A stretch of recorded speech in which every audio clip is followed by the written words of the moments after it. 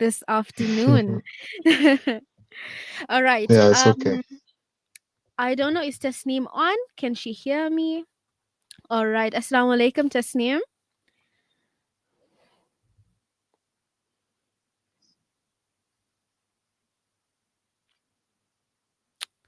All right. Tasneem will be on with us in a minute. So I'm going to have my first question for Qasim. Can you introduce yourself and share what Ramadan personally means to you? Okay, as you have, very nicely rolled out the carpet for us, Jazakallah. As Umama had said, my name is Qasim, Akbur Kassim Mustafa. I'm the son of Mariam or Marimem Ali and Hussein Babes Mustafa. I've spent the greater portion of my life in the Makua community, besides like a few segmented years away from the Makua community, which wasn't much in comparison. I'm the last of my mother's three children, and some call me the spoilt one, but I say no. I'm just a good reason for my parents to spend money that they were going to spend anyway. So I'll take white sneakers. Jazakallah. Yeah. And what does Ramadan personally mean to you? Ramadan is a special time of the year. To me, it's a great opportunity to reset, to prioritize Allah. It's a time of the year whereby one can like re-energize the iman, capitalize on the multitude of blessings that aren't necessarily available throughout the course of the year, if you know what I mean. So, it's like a bonus round for the believer, really. Definitely. All Mm. right. Now we'll move on to Tasneem. Assalamu alaikum, Tasneem. It's like a bonus round for the believer. Definitely.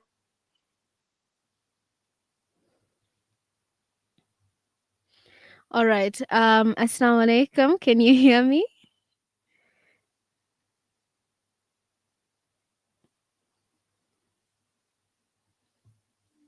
All right, we will continue with Qasim.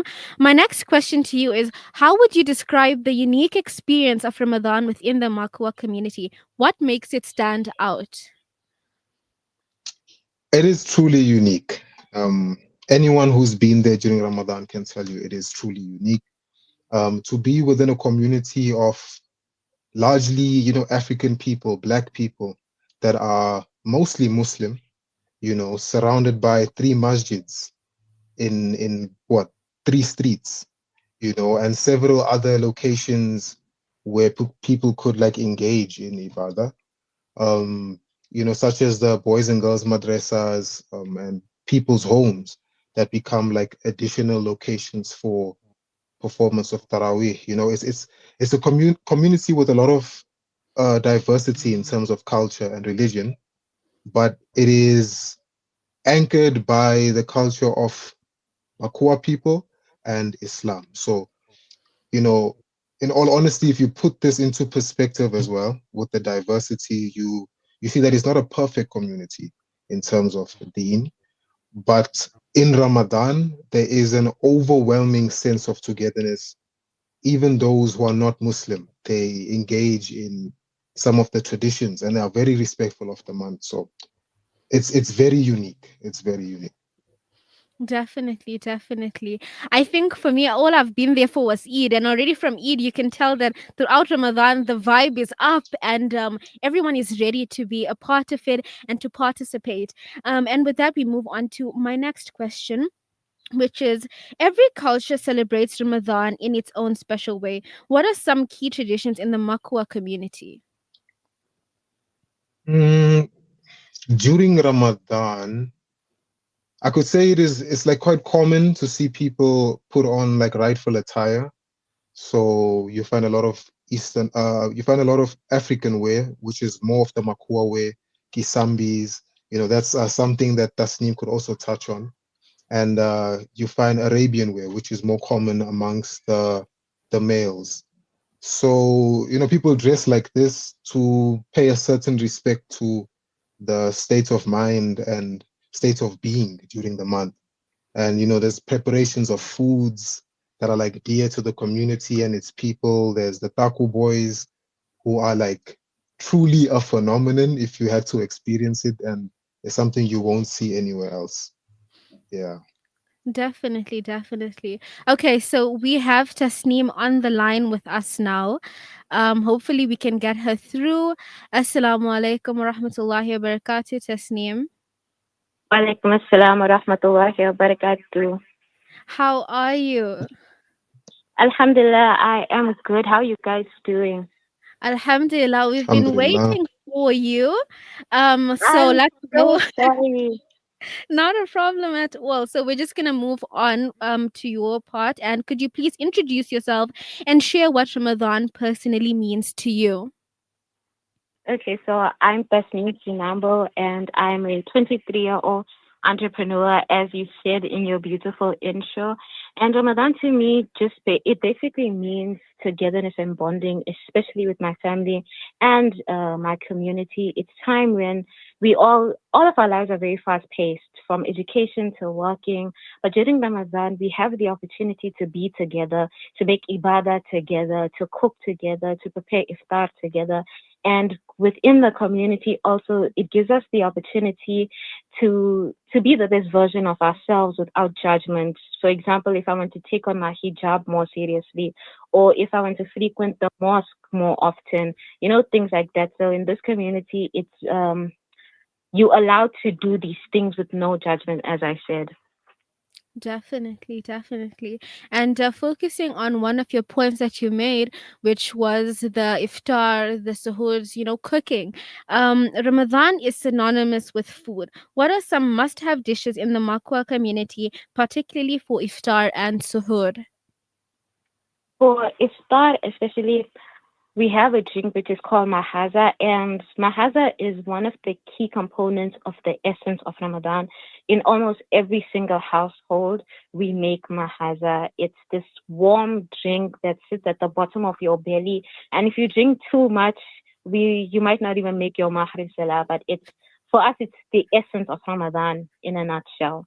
But for suhoor, we have normal things like everybody else. Like personally, I have yogurt and fruit. So for suhoor, we don't have a specific drink, but for iftar, we do have mahaza. In some homes, people eat mationka, which is known as cassava. So you can have that boiled or you can have it with a chutney, however you want. But those are the two things mainly that we have. Definitely. I'm so jealous of you. Over here in Joburg, we only have Mahaza on special occasions. So the fact that you can have Mahaza every day is, I wish I could have that. Now moving back to Kasim, my next question for you is that I've heard about the kids waking up the community for Seri. Can you share the history of and the tradition and how it is carried out? The taco boys. Mm. This is truly, this is a phenomenon, really. As I mentioned earlier, it's something that began like a very long time ago. If you look at the history of the Makua people, we first arrived at King's Rest, and which is a coastal town in KwaZulu-Natal. And from there, we, moved to other areas such as Chatsworth, Phoenix, Wentworth. But the tradition of, the Taku boys, we call it the Taku boys. This began in King's Rest. I think Tasneem can tell you the exact personnel who were at the beginning of it as well.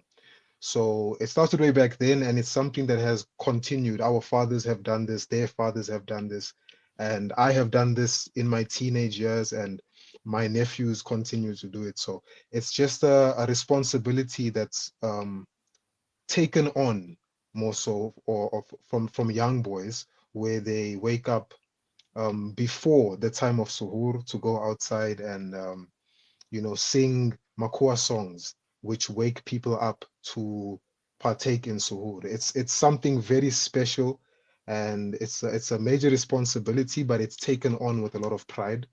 And the young boys will walk the streets. They'll make sure they pass by everybody's house so you can hear them singing. There'll be some instrumentation. I think maybe in the past it used to be drums, but today Even a 20-liter paint bucket will do the job. So, gee, it's really a phenomenon. Definitely, definitely. Though I think that's the one thing that I want to experience. I've heard a lot about it, and coming and hearing, knowing that you're going to be woken up not by an alarm, not by your mother coming and banging on your door, but it's the taco boys coming and banging. Everybody wake up, and in such a beautiful way. It's truly truly amazing. I may just put Tasneem on the spot with this one, but I don't know if she'll want to do it. Could you sing for us one of the songs that the Taco Boys sing in the morning? I'm not much of a singer, as Scotty knows. If he could join me, it would make it much easier for me to sing it. But yeah, Are we okay, are you we going can to definitely sing sing the old school? the old school one. The remixes don't really sit that well with me, but the old school one is one that my late grandfather taught me. Definitely. Okay, one Okay. second. You guys Good. can get on with it. We'd love to hear it. Okay, you let me know when you're ready. Let me get the rhythm going. Assalamu benyani Benya, benya, chetako. taco, taco. Assalamu, Assalamu benya, benya benya paratako. para taco, taco. Assalamu, benya para Benya taco, taco. paratako. Allah, taco, Taco. Allah, taco. Taco. As he said, it's a very phenomenal thing, and it's something that you should definitely witness in your own right. Mm, true that. It's Definitely. special. Oh no, thank you guys. Very, very good rendition. I'm saying one with the other one. Okay. Like this is rehearsed or something. Thank you so much for that. One of the questions that have come in is for Tasneem to please explain what is Mahaza for listeners that may not know what it is. Oh, Mahaza is this milk drink that we have at iftar. I can give you the recipe. It's very short. So in your pot, you're just going to boil 1 cup of water. You're going to add in cinnamon stick, cardamom, and you're going to add in a handful of vermicelli and sago. You're going to let your sago boil until it's translucent. Once that happens, you're going to add in about 2 liters of milk, and then you add in 2 heaping tablespoons of sugar. This recipe is not diabetic friendly, and I apologize for that. And you also add in bay leaf. No one knows what a bay leaf does exactly. It's like that aunt at a family function. You don't know what job she has, but she's there. If she's not there, you'll know she's not there. That is the equivalent of a bay leaf. And once everything boils, this is the most important part. It needs to boil until the milk touches the rim of the pot. And once that happens, you can take it out and you can serve it. And for future reference, you can make it as thick or as watery as you want. But that is mahaza. Thank you so much. I hope you guys all got that recipe down and we'll be trying it soon, inshallah. We're going to be wrapping up now, so I thought, what better question to wrap up but with an question, because we go through the whole Ramadan, we have our mahazas, we have our taco boys, all of that, and we end off with Eid. And so my question for both of you is, can you explain the concept of Melo Eid, how the children celebrate the night before Eid, and also what does the kids going and getting Eid on the day of Eid entail? Tasneem, Okay, you want to so start? yes, no problem.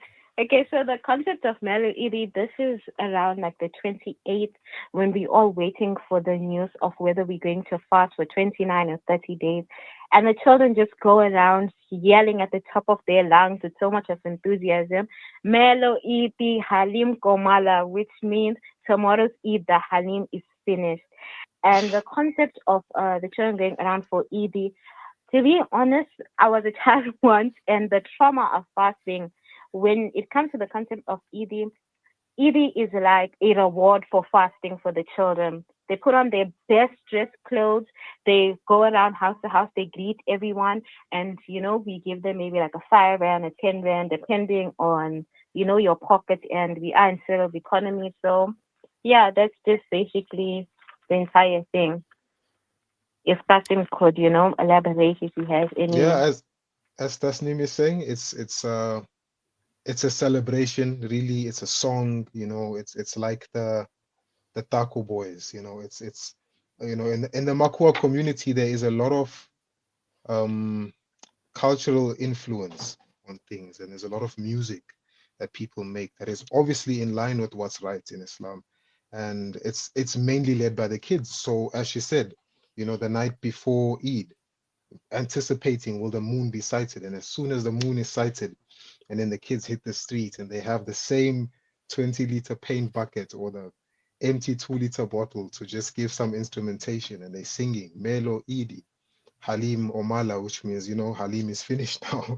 So it's Eid tomorrow, but it's also, as much as it's a celebration, it's also a time of like reflection. It's also a sad moment because we are, bidding farewell to Ramadan, which we look forward to the entire year. But that is basically it. And then the next day they get their Eid, it's Eid al-Fitr. So there's a lot of fitra and then charity work that goes on. So it ties into it perfectly. Definitely, definitely. Thank you so much, Kasim and Tasneem, for all of the insights that you've given us today and for the singing, for the recipes. All of it tied in so well with our segment this afternoon. Jazakallah khair. And thank you to everyone for listening, for sending questions through, for sending comments through. And that is the end of the first part of our Ramadan through a lens. We will be going for a short ad break and we will be back with our next guest speaker.